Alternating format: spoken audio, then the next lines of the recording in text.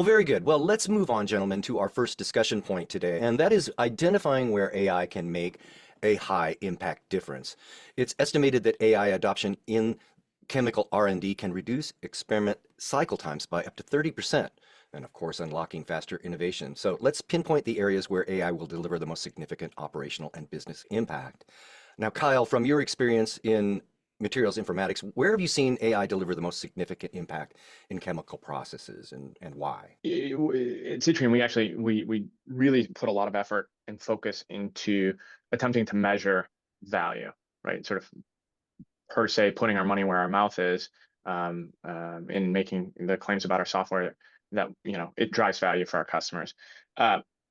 Especially in the early years of applying AI, the biggest impact is productivity, and that's probably not a shock to a lot of the folks joining the call today. The the key thing that I would call out there is,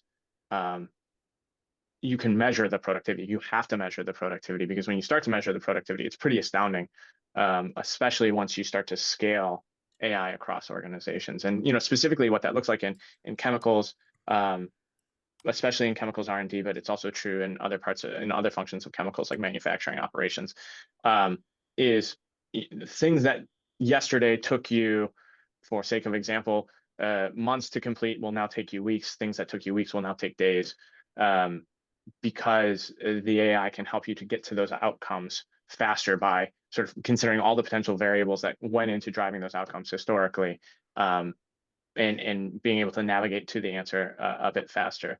That is in the early days of applying AI, the first year, 2 years, 3 years. That's what drives the biggest value. Once the AI starts to really learn at scale across your entire organization, that's when you start to see it driving innovation, right?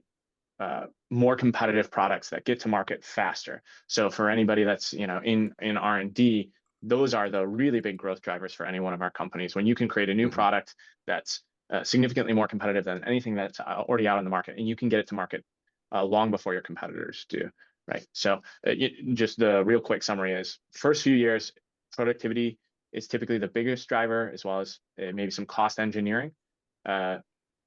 Later on, 2, 3, 4 years into adoption and scaling, now innovation is starting to become a really big driver.